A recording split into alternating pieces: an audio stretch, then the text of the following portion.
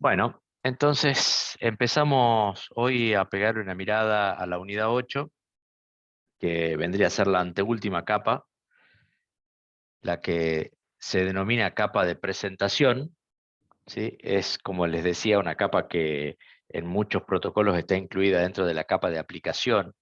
O sea, es una capa que está accesible directamente eh, por los usuarios, por los protocolos, ¿sí?, que tiene cada uno de los usuarios, y que vamos a empezar indicando cuáles son los conceptos y funciones, como siempre. Bueno, como dice acá, el objetivo fundamental de la capa de presentación, y nótese el ERA que está en color, era proporcionar un servicio de representación de datos unificados para salvar las posibles diferencias entre equipos dispares. A ver, por qué le cambié ese? Antes lo tenía como es y después le puse como era. Básicamente porque hoy en día ya no es una función principal. En su momento fue una función primordial, el unificar los sistemas de representación. ¿Por qué? Porque los distintos protocolos de red o los distintos sistemas operativos, las distintas opciones que había para conectarse a una red, normalmente tenían formas de representación digital distintas. ¿Sí? O sea, había códigos de representación distintos.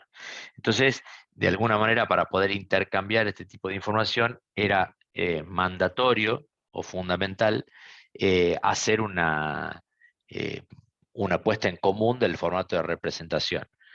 Posteriormente, eso prácticamente es una función menor, porque hoy en día no hay ningún sistema o prácticamente ningún sistema que no represente en ASCII.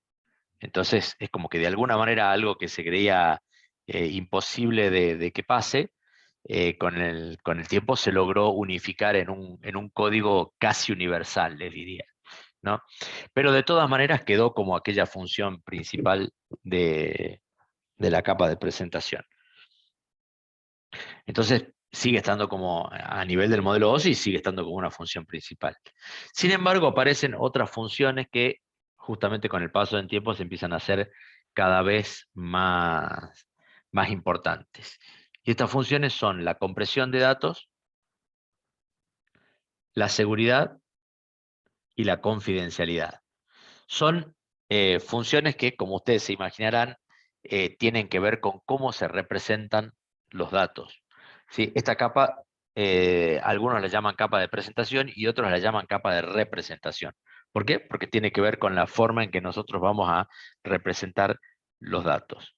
Entonces, si bien esta función, la que aparece como principal, que es la de unificar representaciones dispares, ¿sí? O sea, lo que quiero decir, por si no se entendió, es si yo tengo un equipo conectado a la red que representa algo en Unicode y otro que representa en ASCII, la capa de presentación se va a ocupar de unificar eso para que se entiendan, porque si no, las cosas que yo transfiera entre esos dos equipos no van a tener,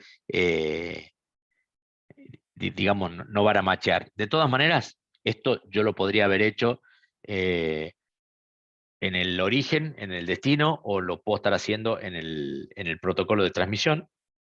Se decide hacerlo en el protocolo de transmisión. De todas maneras, como les digo, la representación ya no es un problema en la actualidad y pasan a tener mucho más relevancia estas otras, que básicamente son dos: la compresión y la seguridad, que está muy relacionada con la confidencialidad. Ahora lo vamos a ver. De todas maneras, les tiene que quedar, para que les quede en la memoria, son todas funciones que tienen que ver con cómo se representan los datos. Bueno, vamos a ver la compresión de datos. ¿Por qué es interesante comprimir? Supongo que todos entienden qué es lo que significa comprimir. No me cabe ninguna duda de que todos ustedes han usado alguna vez compresión, ¿sí? O sea, cuando usaron un WinZip, un WinRAR o cualquiera de esas aplicaciones de compresión, están haciendo uso de esta compresión de datos, ¿sí? En el caso de ustedes lo están haciendo antes, ¿sí? Porque en realidad están usando la compresión para otra cosa. Básicamente esa compresión la están usando para para ocupar menos espacio, ¿sí? cuando ustedes guardan la información. En este caso, la razón es más o menos la misma, ya que tanto el costo de almacenamiento como el costo de utilización de una red es básicamente dependiente de la cantidad de datos transmitidos, o en el caso de la compresión que hacen ustedes, en la cantidad de datos guardados. Pero estamos hablando de una cosa muy similar. Entonces, por supuesto, resulta interesante representar a los datos en forma comprimida, de tal manera de ahorrar costos, ya sea a la hora de almacenarlos o a la hora de transmitirlos. ¿Sí? ¿Dudas? Hasta acá creo que está sencillo, ¿no? Bueno, vamos a ver algunas, si bien no vamos a entrar a profundizar en las técnicas de compresión de datos, porque son sumamente complejas, pero sí me interesa que les quede la idea de en qué premisas se basan, o cuál es la idea, en qué se basan las técnicas muy sofisticadas de compresión de datos que tenemos hoy en día. Básicamente, para poder hacer compresión de datos necesito que estén presentes dos premisas, ¿sí? La primera de ellas es que aquellos datos que yo voy a transmitir o voy a guardar, guardar, ¿sí? Tienen que poder verse como un conjunto de símbolos, ¿sí? Es decir, si yo voy a guardar texto, mi conjunto de símbolos va a ser el abecedario. Si yo voy a guardar algo en formato digital, van a ser mi conjunto de palabras, de acuerdo si lo voy a guardar en 8 bits, 4 bits, ¿sí? Va a ser siempre estamos hablando de un conjunto de símbolos, ¿sí? Eso se da en casi todos lo que nosotros tenemos que guardar. Y la segunda premisa es que ese conjunto debería ser finito. Si yo tengo un conjunto infinito, ya vamos a ver enseguida cuando veamos las técnicas de compresión más propiamente dichas, se van a dar cuenta que si mi conjunto es infinito va a ser imposible aplicar una técnica de compresión como corresponde. Entonces son las dos premisas. Que todo lo que yo quiera transmitir se pueda representar con un conjunto de símbolos y que ese conjunto de símbolos sea finito, ¿sí? Entonces, básicamente, eh, vamos a obtener la compresión en base a tres premisas o a tres maneras, ¿sí? Si la quieren ver. La primera de ellas, la más simple de todas, es la compresión basada en la finitud del conjunto de símbolos, ¿sí? Ya vamos a ver un par de ejemplos ahora enseguida. La segunda, un poquito más sofisticada, es considerando que el conjunto de símbolos es finito, pero que además tiene una frecuencia relativa de la aparición en esos símbolos. ¿Sí? Esto es como si yo tomo un texto, en ese texto seguramente hay palabras que van a aparecer con más frecuencia relativa que otras. ¿Está? Entonces esa es la segunda premisa. Y la tercera es, no solo considero que los símbolos son finitos y que además aparecen con una cierta probabilidad en, en lo que yo quiero transmitir, sino que además eh, aparecen con cierta probabilidad en un lugar específico de acuerdo al contexto. Volviendo al ejemplo de las palabras, hay palabras que aparecen después de otras o antes de otras con cierta probabilidad específica. ¿Se entiende?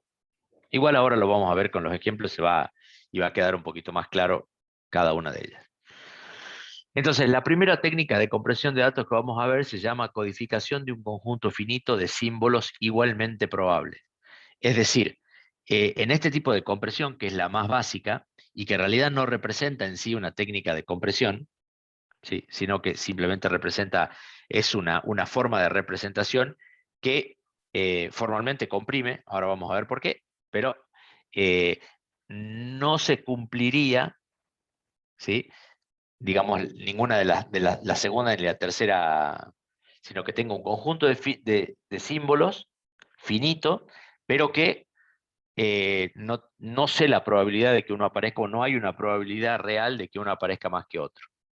Entonces, bueno, como les decía, tiene que ser un conjunto finito y no tengo, por alguna razón no puedo saber la probabilidad, ¿sí? O se consideran equiprobables, o sea que tienen la misma probabilidad de aparecer uno que otro, ¿sí? Como premisa anterior, necesito que los interlocutores, o sea, el origen y el destino del mensaje, tienen que conocer todos los símbolos. O sea, tienen que saber de antemano el conjunto de símbolos. O sea que antes de poder aplicar esta técnica, yo voy a tener que eh, hacer conocer o transmitirle, si yo soy el emisor y quiero que sepa que el receptor conozca o use esta técnica o entienda lo que yo voy a hacer, necesito transmitirle primero el conjunto de símbolos que yo le puedo transmitir. ¿Está? Bueno, ¿cómo sería la comunicación? La primera es determinar cuál es exactamente el conjunto de datos que se quieren transmitir, o sea, saber cuál es el conjunto de datos, hacerle llegar al otro interlocutor este conjunto de símbolos, o sea, cuáles son los conjuntos de símbolos válidos. Después se establece un orden de estos símbolos, o sea, los números, le pongo 1, 2, 3, 4 a cada uno de los símbolos que componen el conjunto. Y por último, lo único que hago es transmitir el número de orden del símbolo. ¿Sí? Bueno, tal vez parezca un poco complicado acá, pero es muy simple. Ahora vamos a ver un ejemplo que les va a dejar sumamente claro esto. ¿Sí?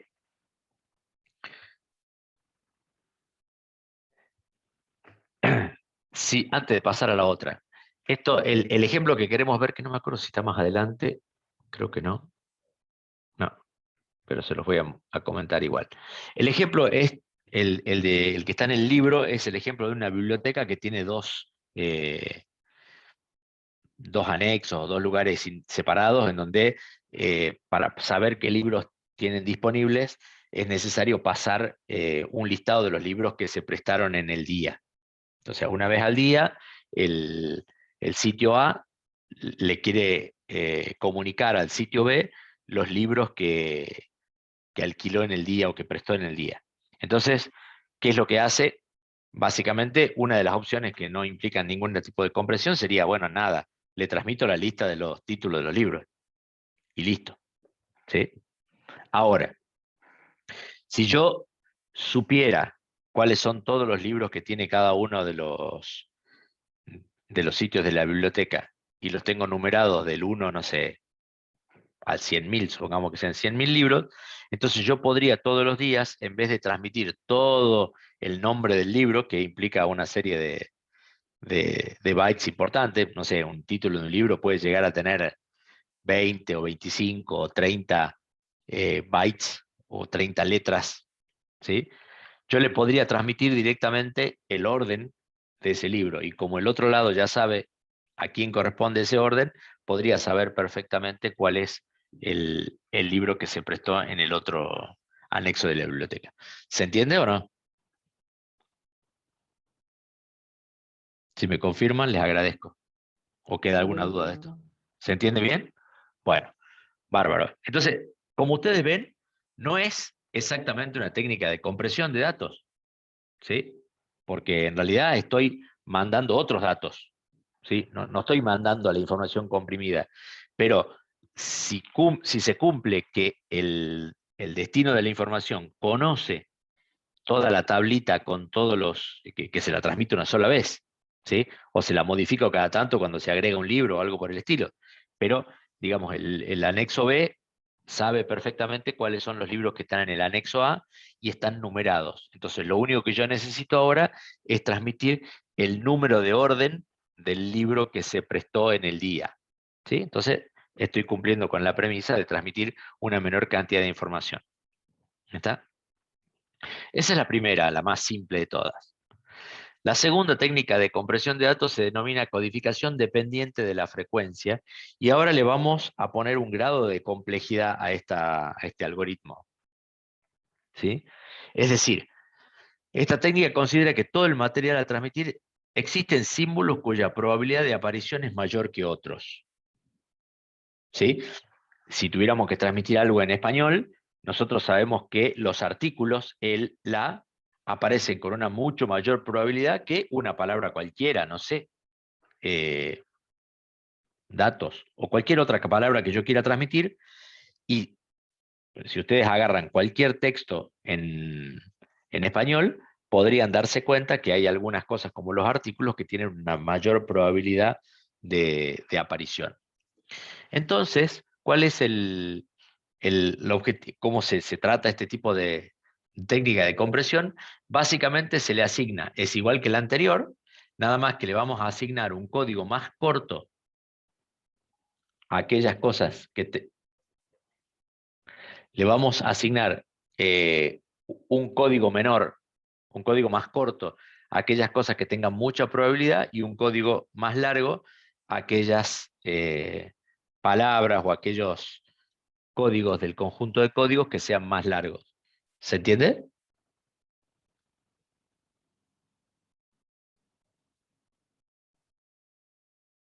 Bueno, acá tenemos un ejemplo, ¿sí? Entonces, supongamos un ejemplo bien cortito. Yo tengo un alfabeto de 4 caracteres, o sea, tengo un conjunto de códigos de 4 caracteres, A, B, C y D, ¿sí? Donde de antemano yo sé que las probabilidades de aparición son 50% para la A, 25% para la B, 25% para la C y 0% para la D. O sea, yo analicé el texto primero y sé que de mi texto la A aparece con un 50% más de probabilidad, la otra es 25 y 0 para la D. Entonces, yo voy a asignarle un código de un bit para la A y un código de 2 bits para la B y la C, y por supuesto ningún código para la D porque ya de movida sé que no aparece. ¿Está? Entonces, yo en el resultado voy a tener para la A que aparece un 50% más, un código de un solo bit, para la B 1, 0 y para la C 1, 1. ¿Está? Entonces, de esa manera voy a lograr, cuando para transmitir esos cuatro códigos yo necesitaba 2 bits por cada uno, ¿sí? O sea, lo lógico hubiera sido, si yo no supiera nada de probabilidades, yo tendría que haber puesto para la A 0, 0, para la B 1, 0, para la C 1, 1, y para perdón, para la C 0, 1 y para la D 1, 1. Eso hubiera sido lo normal, ¿sí? Si no quiero comprimir. En cambio, con esta, con esta codificación que yo acabo de hacer acá, yo estoy reduciendo en un 50% la cantidad de bits que transmito cuando hay una A que, según el estudio que yo hice, tiene 50% más de probabilidad de aparecer en el texto. ¿Se entiende? ¿Cuál es la idea? Sí, sí, sí. Genial. Bueno, y vamos a la tercera, donde le voy a poner un tercer grado de complejidad, en donde, aparte de analizar con qué probabilidad aparece cada palabra del conjunto de códigos que yo tengo en la información que quiero transmitir, voy a ver cuál es la probabilidad de aparición de este símbolo a continuación de otro símbolo. ¿Sí? Entonces, digamos, acá no voy a hacer un ejemplo de esto porque sería muy complejo, estaríamos una hora mirando el ejemplo, pero el concepto sería el mismo, digamos, ¿sí? Nada más que le estoy sumando una probabilidad de, entonces, voy a hacer, como dice acá, con un esquema un poquito más sofisticado, podría hacer una serie de tablas con la probabilidad condicional que tiene cada símbolo, ¿sí? Entonces, si hay fuertes correlaciones entre los símbolos, cosa que normalmente pasa cuando yo quiero mandar un texto, ¿sí? Hay palabras que están mucho más eh, asociadas a estar a continuación o antes de otras palabras, ¿sí? Entonces puedo lograr una compresión aún mayor.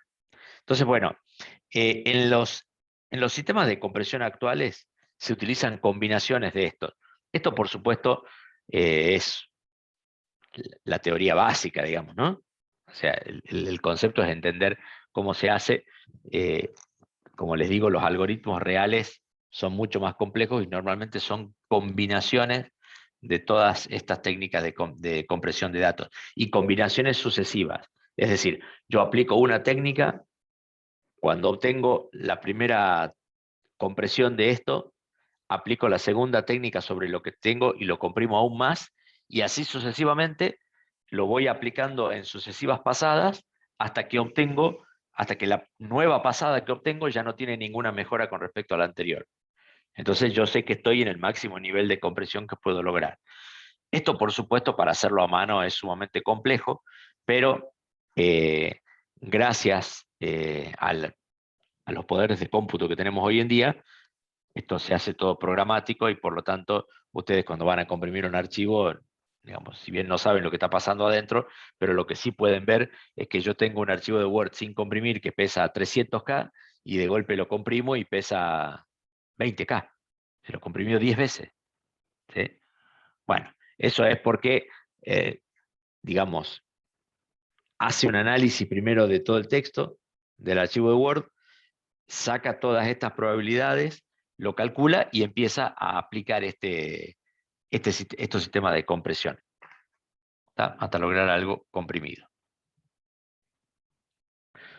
¿Alguna pregunta de este tema de la compresión?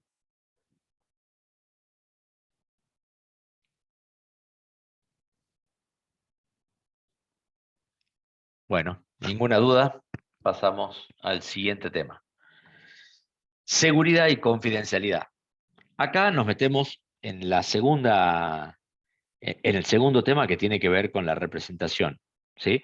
En el caso de la compresión, lo que queríamos es lograr representar la información con menos cantidad.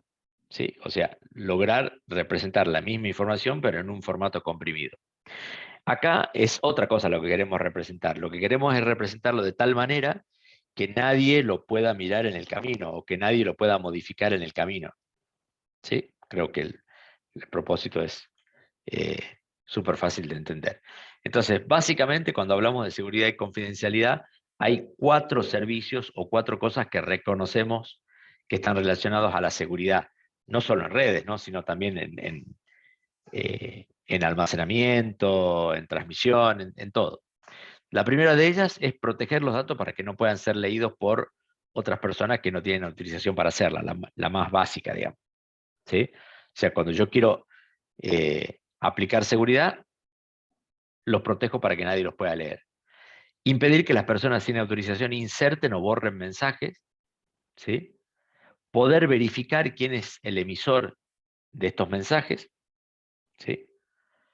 Y si combinamos las anteriores, hacer posible que los usuarios transmitan electrónicamente documentos firmados. Esta sería de alguna manera, la cuarta es una combinación.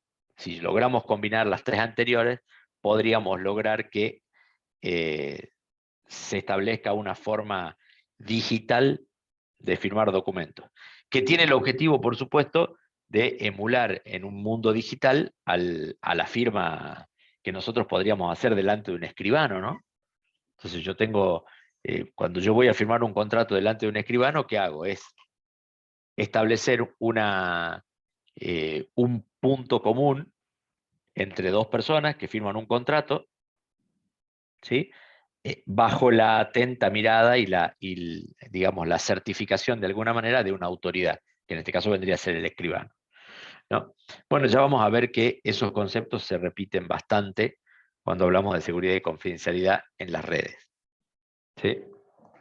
Un dato interesante es que yo podría aplicar el cifrado, ¿sí? Y acá aparece una palabra nueva, la palabra cifrado, que ya me imagino que entienden de qué se trata. Ahora enseguida lo vamos a definir, pero ya apareció acá. Se puede aplicar este cifrado en cualquier capa del modelo OSI, ¿sí? Pero el lugar óptimo para hacerlo es siempre la capa de presentación. ¿Por qué? Porque si yo lo aplico, por ejemplo, no sé, cifrado a nivel de la capa de red, ¿sí? Estaría cifrando todos los encabezados de las capas superiores, que no es algo que a mí me interese. Yo quiero cifrar los datos, ¿sí? ¿Y los datos de dónde vienen? A nivel del modelo OSI vienen de la capa de aplicación, que es la única capa que nos falta por arriba de esta. Entonces, el punto más óptimo para hacer este cifrado es en la capa de presentación. Bueno, ahora sí vamos a ver algunas definiciones como para entender de qué estamos hablando. Criptografía. Criptografía es el arte de transformar la información a transmitir de tal manera que la misma no pueda ser interpretada por un intruso, pero sí por el destinatario real. ¿Sí? La notación que se va a usar es, la C viene de criptografía, ¿sí? O sea, el mensaje C, ¿sí? Es la encriptación del mensaje en texto claro P utilizando una clave K. ¿Está? Esto es lo que dice acá.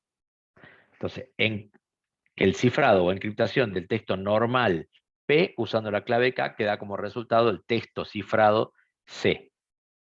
Y por supuesto, la inversa, si yo quiero obtener el texto normal P, voy a tener el descifrado de la frase cifrada C utilizando la clave K. En este caso, en esta nomenclatura que vemos acá, la clave K es la misma, ¿sí? Es decir, que podemos interpretar que en esta nomenclatura la clave de encriptado y la clave de descifrado son iguales. ¿Está? Ya vamos a ver enseguida que para algunos sistemas puede ser igual y para otros no. ¿Está? Hay algunas que no tienen la misma clave para cifrar y para descifrar. ¿Sí? Por lo tanto, bueno, esta es la combinación de las dos fórmulas simplemente. ¿Sí? O sea, si yo encripto P y después la desencripto, voy a obtener otra vez P. Eso es todo lo que significa. ¿Sí? La notación esta sugiere que I y D son funciones matemáticas y que ambas claves son iguales, lo que les acababa de decir. Bueno, veamos cuál es el modelo de criptografía tradicional. ¿Sí? Por lo menos, digamos, cómo podemos representarlo con un diagrama de bloques. Acá tenemos el texto que yo quiero cifrar. ¿Sí? Cuando hablo de texto normal, es un texto claro, un texto simple, ¿sí? Que cualquiera puede leer y entender. Tengo esta caja, representa el método de descifrado, que tiene como entrada una clave K. ¿Sí? Acá tengo el transporte, el canal de transmisión, ¿sí? Donde yo tengo un texto que está cifrado ya, y acá tengo los posibles intrusos, donde los intrusos pueden ser de dos tipos. Pueden ser pasivos, se le llama pasivo al intruso que simplemente trata de obtener información de lo que se transporta, ¿sí? Pero no toca nada. Y después está el intruso activo, que tiene como objetivo modificar lo que se está transmitiendo. No sé, por ejemplo, sería en el ejemplo del contrato que hablamos recién, este intruso activo sería aquel que le interesa cambiar alguna cláusula del contrato y por eso se mete a ver si puede pillar algo en el camino en el que este texto está siendo transmitido. Y bueno, del lado del receptor tenemos el método de descifrado, donde también va a tener como entrada esta clave de descifrado. ¿Cuál es el resultado? Otra vez el texto normal P que yo estaba tratando de transmitir. Esto vendría a ser un diagrama de bloques de un sistema de criptografía tradicional. El glosario de esto, para tenerlo claro, cifrado es poner en clave un texto claro. ¿Sí? Creo que ya quedó claro. El criptoanálisis se llama al arte de descifrar los textos puestos en clave. O sea, un criptoanálisis podría ser lo que hace un intruso, o lo que trata de hacer un intruso. Y la criptografía se llama al arte de diseñar cifradores. ¿Sí? ¿Qué sería la criptografía? Bueno, la criptografía actúa en este recuadro que está acá o en este recuadro que está acá. ¿Sí? Primero, para diseñar un método, una función matemática que logre hacer el cifrado y después, por supuesto, esa función matemática que, para aquel que conozca la clave, puede descifrar digamos, ese texto cifrado. Eso es lo que hace la criptografía. Bueno, para entender un poquitito mejor cómo funciona esto del cifrado, vamos a ver algunos métodos. El primero y más simple de todos se llama cifrado por sustitución. ¿Sí? Entonces, y básicamente se trata de reemplazar una unidad o un valor del conjunto por otra, ¿sí? Usando el mismo alfabeto u otro diferente. Ya vamos a ver un ejemplo. Las unidades de texto suelen ser iguales, pero se cambian de orden, ¿sí? El que más se usa, y que lo vamos a usar como para entender el ejemplo, se llama cifrado monoalfabético o cifrado del César. ¿Por qué se llama así? Porque fue altamente conocido este tipo de cifrado por ser el cifrado que usaban las tropas romanas mientras Julio César gobernaba el viejo imperio, el antiguo imperio romano, para mandar mensajes entre sus distintas cortes eh, de guerra. Después está el cifrado por transposición, que es un poquito más complejo, que consiste en reordenar las letras de acuerdo a un patrón que se define, y este patrón cambia de acuerdo a una clave. ¿Está? Las unidades en sí no se modifican. El que más se usa se llama cifrado columnar y que vamos a ver como ejemplo. Bueno, ahora sí vamos a ver el cifrado monoalfabético, ¿sí? Que les decía recién, o cifrado del César, como también se lo conoce. En el caso, para el ejemplo, vamos a tomar el alfabeto de 26 letras sin la ñ, el alfabeto inglés, ¿sí? Porque tomé este porque era el que estaba como ejemplo en el libro, digamos, ¿no? Así que, como el libro viene de una traducción en inglés, está con el alfabeto en inglés. Entonces, acá arriba yo tengo el texto, el alfabeto normal, en formato normal, y abajo voy a tomar como texto cifrado la posición de las teclas en el teclado QWERTY, ¿sí? Que también es el mismo alfabeto, pero tomando la ubicación que tienen en el teclado de tipo QWERTY, ¿sí?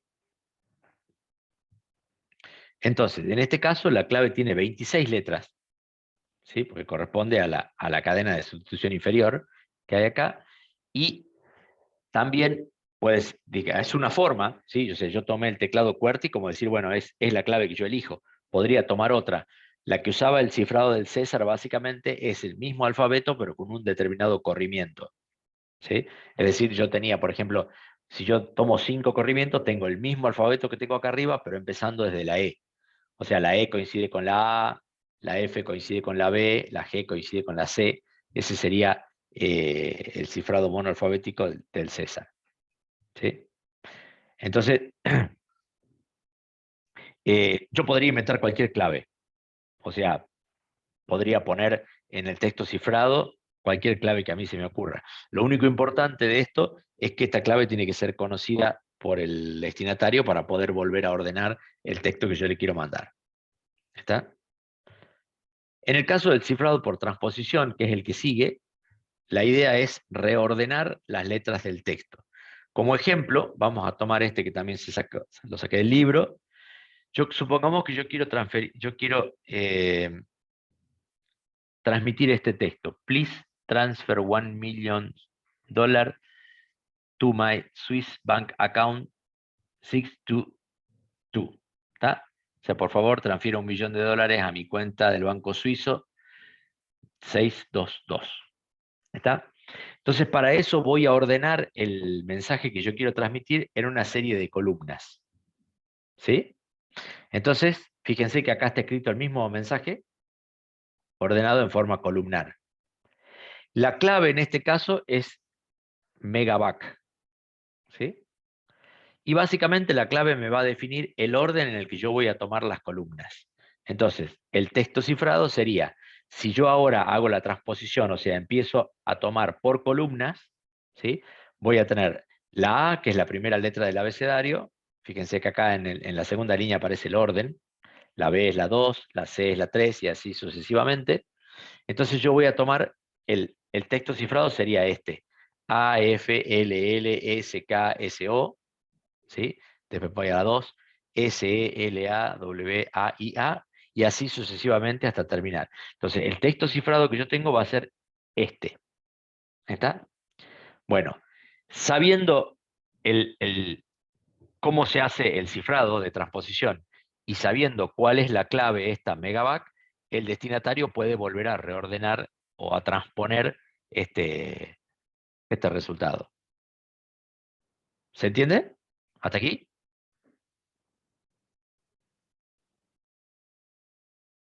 Los escucho, a ver si se entendió o no.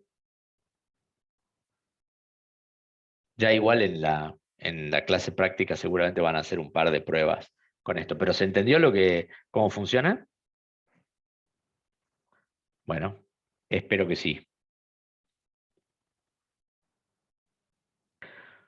Bueno, y ahora sí vamos digamos, las cosas más profundas. Autentificación y firmas digitales. ¿Sí? Autentificación, me imagino que ya saben lo que es. O sea, de alguna manera lograr validar que alguien dice ser quien es. O sea, ¿se entiende? Entonces, la autentificación clásica es la que nosotros hacemos con un nombre de usuario y una clave. ¿Sí? Es algo que el usuario sabe. Y esto, básicamente, lo vamos a desgranar un poquitito.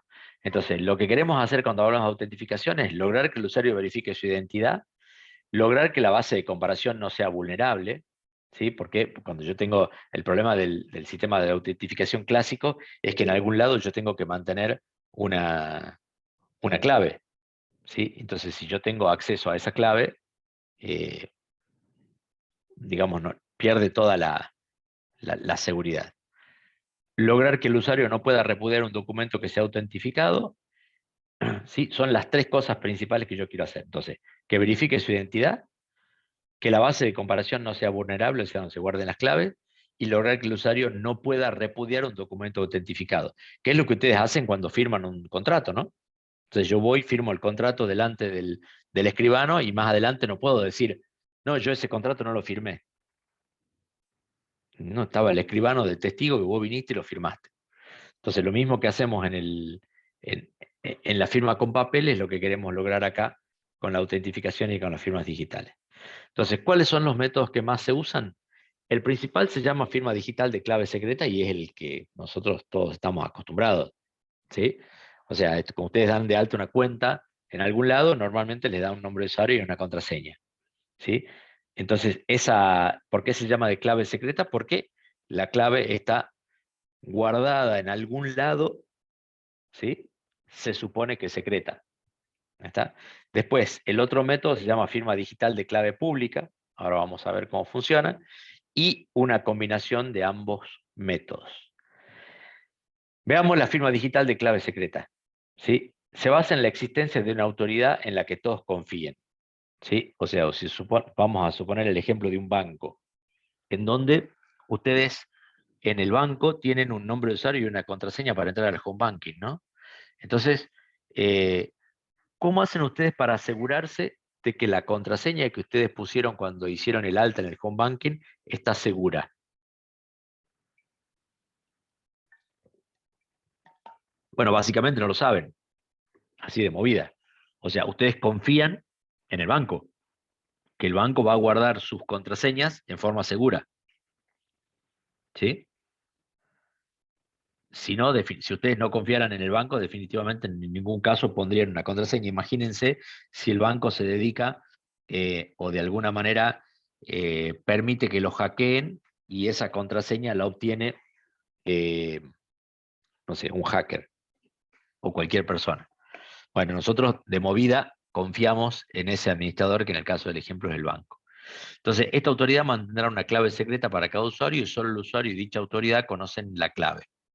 ¿Está? Ya vamos a ver que esto es la teoría original. La clave secreta en realidad, ya vamos a ver que hay una forma de que tampoco el administrador la conozca, ¿sí? Este sistema genera un potencial problema respecto al almacenamiento de dichas claves, ya que esa autoridad de confianza tiene que tomar alguna medida para que esas claves no se conozcan. Bueno, lo que hace la autoridad básicamente para, para que no se produzca este problema, ¿sí? Esta autoridad es encriptar las claves dentro de su sistema. ¿Y cómo hace esto? Bueno, básicamente cuando ustedes generan la clave se encripta y se guarda en un formato encriptado, ¿sí? Entonces, la clave encriptada la puede ver la autoridad, o sea, alguien en el sistema del banco puede entrar a la base de datos y va a ver la clave, pero no va a ver la clave en texto claro, sino que va a haber la clave encriptada. Y cuando ustedes ingresan esa clave en la página del home banking, lo que va a hacer el sistema del banco es volver a encriptar con el mismo método de encriptación la clave que ustedes ingresaron, y ese resultado compararlo con la clave que está guardada en formato encriptado. ¿Se entiende esto? De esa manera, la autoridad, que en este caso es el banco, en el caso del ejemplo, se asegura de que nadie en el banco pueda saber la clave a menos que ustedes se la den. ¿Ahí está?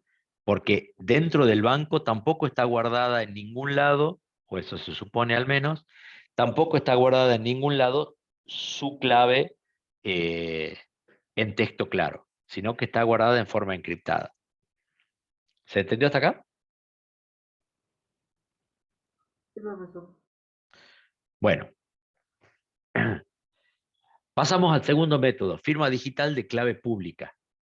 Acá aparece la existencia de dos algoritmos, un algoritmo de encriptación y un algoritmo de desencriptación, que tienen que cumplir las siguientes premisas, ¿sí?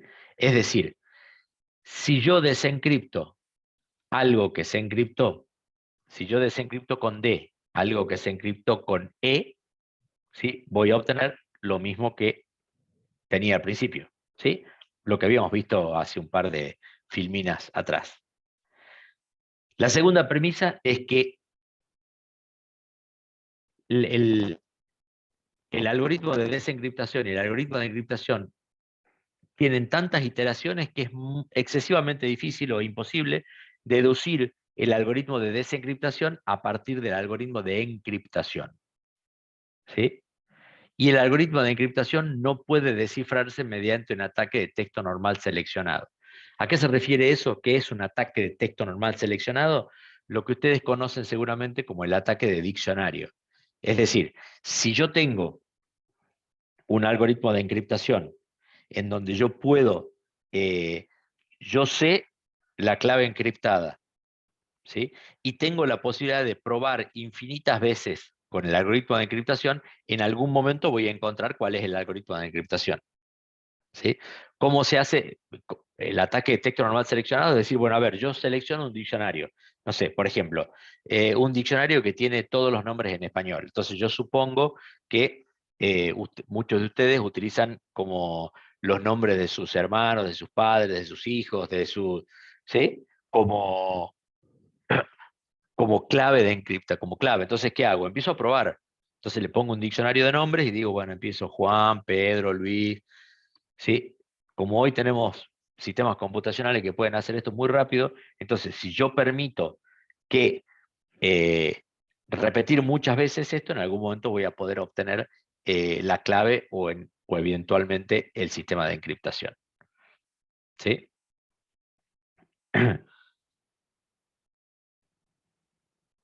Entonces, para evitar esto, lo que se hace es limitar la cantidad de veces que yo puedo probar, ¿sí? Con esto evito un ataque de texto normal seleccionado. No sé si ustedes vieron que cuando ustedes entran al banco, usted les deja probar con una clave, les deja probar con dos claves, a la tercera vez que prueben les bloquea la posibilidad de hacer la prueba, o le pone una demora de, no sé, 10 minutos, ¿sí?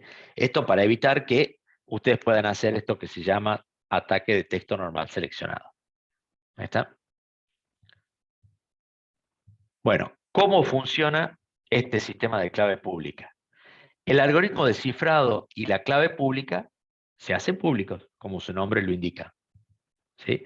Se mantiene la clave secreta, que solamente sirve para descifrar, ¿sí? Cada usuario tiene su clave privada y la clave pública de los usuarios con los que quiere intercambiar documentos. ¿Está claro esto? Tiene su propia clave privada y tiene la clave pública de los demás. Entonces, si yo quiero intercambiar mensajes encriptados con alguno de ustedes, ustedes previamente me tienen que dar su clave pública, ¿sí? Y ahora enseguida vamos a ver para qué. Pero yo les paso mi clave pública, por supuesto, ¿sí? Pero me quedo en secreto con mi clave privada y ustedes, por supuesto, se quedan en secreto con su clave privada, ¿está? Como su nombre lo indica, la pública es pública, la privada es privada. Entonces, ¿Cómo funciona esto? Se utiliza la clave pública del otro usuario para encriptar los documentos que le quiero enviar. El usuario, al recibir esos documentos, los puede leer con su clave privada, ¿sí? Lo que no les dije, o me parece que me olvidé, es que todo lo que yo encripto con la clave pública se puede desencriptar solo con la privada. ¿Está? Entonces, el usuario, si yo encripto, ¿sí?, un documento con la clave pública de ustedes, yo estoy seguro que solo ustedes lo van a poder desencriptar porque ustedes son los únicos que tienen su clave privada. ¿Está? Y haciendo una combinación interesante que la vamos a ver ahora, yo puedo hacer cumplir todas esas premisas de las que hablamos hace un ratito. ¿Sí? Y para tomar como ejemplo vamos a tomar el correo electrónico. O sea, vamos a ver cómo se utiliza una firma digital de clave pública y clave privada para firmar un correo electrónico. ¿Qué significa firmar un correo electrónico? Significa que yo les voy a mandar un correo electrónico y posteriormente yo no voy a poder decirles, no, yo no les mandé nada. O sea, supongamos que yo les quiero escribir un recibo, ¿sí?, a través de un correo electrónico. Entonces, ustedes me mandaron plata a través de una transferencia del banco y yo les escribo un correo electrónico diciéndole, recibí la plata que me mandaste para la compra de tal cosa. ¿Está? Entonces, a ustedes les va a interesar que ese recibo sea algo oficial, o sea, algo que yo no pueda repudiar, algo que después, cuando yo no les mande las cosas que les tenía que mandar, yo les voy a decir, ah, no, pero ustedes no me mandaron la plata. Entonces, cuando yo les diga no me mandaron la plata, ustedes me van a decir, no, pero yo acá tengo el recibo, ¿sí? Pero como no nos vimos físicamente, sino que todo esto fue hecho por correo electrónico, yo necesito que ese recibo sea firmado, para que yo posteriormente no lo pueda repudiar. ¿Está? Entonces, ¿cómo funciona esto? ¿Sí? Entonces, voy a aplicar este sistema de encriptación de clave pública y clave privada 2 veces. Básicamente lo que voy a hacer es firmar, supongamos que hay 2 usuarios, el A y el B, en el ejemplo este que yo les di. Entonces, al firmar un mensaje de correo electrónico, el usuario A le envía la clave pública al usuario B, mi clave pública. ¿Sí? Y a respuesta de esto, el usuario B guarda mi clave pública y me contesta el mail enviándome su clave pública. Entonces, terminando estos 2 pasos, yo ya tengo mi clave privada, que la tenía guardada de siempre, y tengo la clave pública de ustedes. Y viceversa, es decir, ustedes que son el destinatario, tienen también mi clave pública y, por supuesto, se guardaron su clave privada. Entonces, ¿qué voy a hacer? Una vez que tengo esto, ¿sí? Una vez que ya tengo, cada uno tiene las 2 claves cruzadas. ¿Se entendió hasta acá? ¿Qué es lo que tengo? ¿Me confirman si se entendió? Por la duda vuelvo a repetir. Los 2 usuarios tienen, buenísimo, tienen su clave privada y la clave pública del otro. ¿Está? Con eso resumimos todo. ¿Cómo voy a hacer para enviar un documento firmado a través del correo electrónico? Lo que voy a hacer básicamente, lo que quiero hacer es, el usuario A quiere enviar un documento firmado, ese recibo que yo les acabo de dar en el ejemplo, ¿no? Se lo quiero mandar firmado para que no lo pueda repudiar. Entonces, el usuario B debe estar seguro que el documento viene de A y de que nadie lo modificó en el camino. ¿Sí? Porque yo también le podría decir, ah, no, yo le mandé un recibo por 100 pesos y ustedes ahora resulta que dice que me pagaron 1000. ¿Sí? No, alguien lo debe haber modificado en el camino. ¿Está? Entonces, para evitar esto, queremos cumplir con estas 2 premisas, ¿no? El usuario A quiere enviar un documento y el usuario B quiere estar seguro que el documento vino de A y aparte quiere estar seguro de que nadie lo modificó en el camino. ¿Sí? Por lo tanto, el usuario A no podrá repudiar que firmó dicho documento. ¿Está? Bueno, ¿cómo se hace? Lo primero que hace el usuario A, encripta el documento con su clave privada y adjunta una copia encriptada con la clave pública de B. O sea, ese recibo que yo les mando, ¿sí?, se los mando 2 veces en un mismo correo. Uno encriptado con mi clave privada, que yo la tengo, y otro encriptado con la clave pública de ustedes.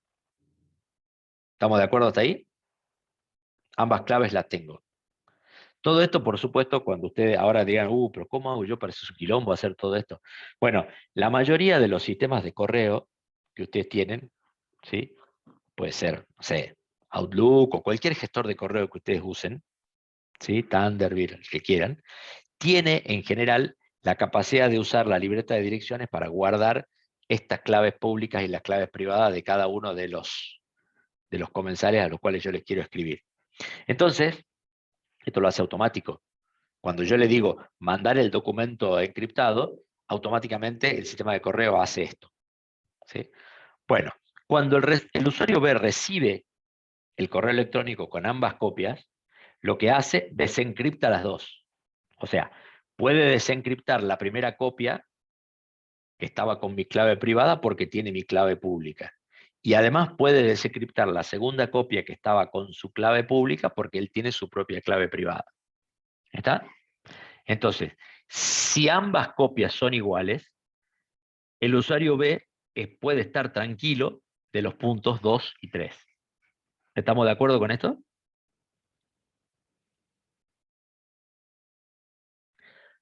Como ambas copias están encriptadas con dos claves diferentes, va a ser imposible que un posible usuario que detecte o que tome, que haga una intrusión activa dentro de este correo electrónico pueda modificar las dos copias exactamente iguales, ¿sí? Con lo cual, salvo que tenga las claves, digamos, y obviamente por lo menos hay una que tiene una clave privada y que por supuesto no puede tener no la puede desencriptar. ¿Está? Entonces, esta es la manera en la que yo puedo, haciendo esta doble encriptación y mandando una doble copia de esto, puedo lograr asegurar estas dos premisas de los puntos 2 y 3. ¿Están de acuerdo con esto?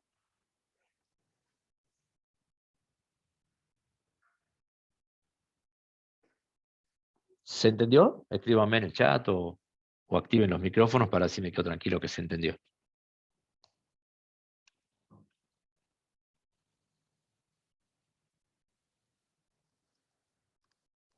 Se entendió perfecto.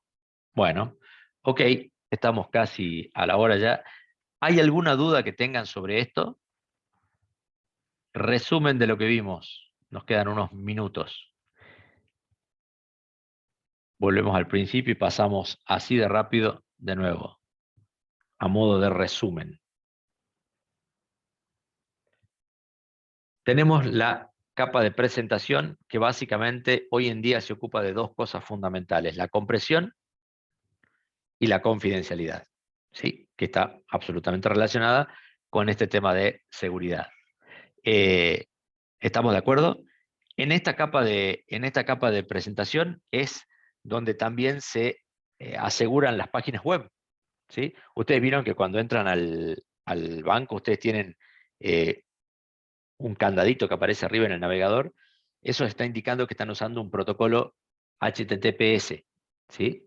Que utiliza un protocolo que se llama SSL, que lo vamos a ver en la capa de aplicación, ¿sí? En la clase que viene. Pero básicamente toda esta encriptación se hace también en la capa de presentación. Entonces, funciones de esto: compresión y confidencialidad. La compresión básicamente se hace con dos métodos, ¿sí? O tres, si quiere. Conjunto finito de símbolos igualmente probables, codificación dependiente de la frecuencia y codificación dependiente del contexto. En cuanto a la seguridad, tenemos dos objetivos. Encriptar información, y con esto, ¿para qué lo queremos encriptar? Básicamente para poder enviar electrónicamente documentos firmados. Ese es el objetivo de la seguridad. Entonces, la criptografía tradicional utiliza básicamente, o sea, son los métodos básicos, los cifrados por sustitución y los cifrados por transposición. ¿Está? Sustitución es el más simple, simplemente se cambia el alfabeto. Transposición se ordenan de tal manera que yo transpongo filas por columnas, ¿sí? Y después están la autentificación y firmas digitales, donde la más interesante de todas es la firma digital de clave pública, donde existen dos tipos de algoritmo, uno de encriptación y uno de desencriptación, que están relacionados entre sí, y específicamente en la firma digital de clave pública y clave privada, hay dos algoritmos que son complementarios. Es decir, algo que yo encripto con una clave, ¿sí?, se desencripta solo con la clave complementaria.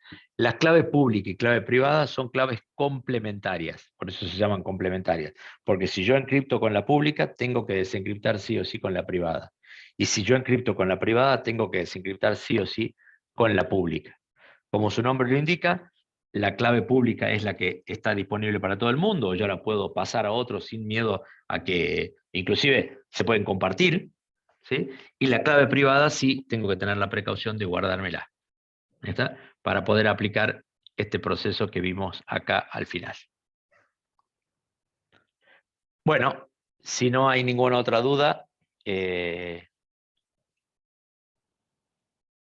termino de grabar esto, ¿sí?